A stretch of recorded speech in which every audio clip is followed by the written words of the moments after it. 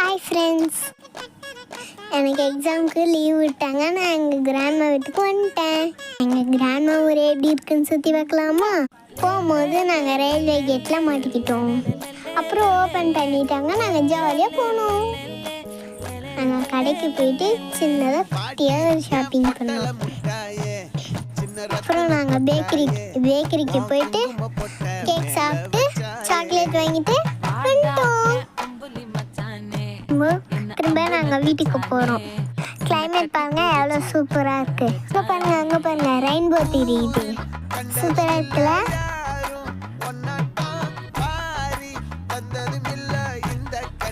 எங்கள் கிராண்ட்மா ஊர் பாருங்க எவ்வளோ க்ரீனிஷாக இருக்கு.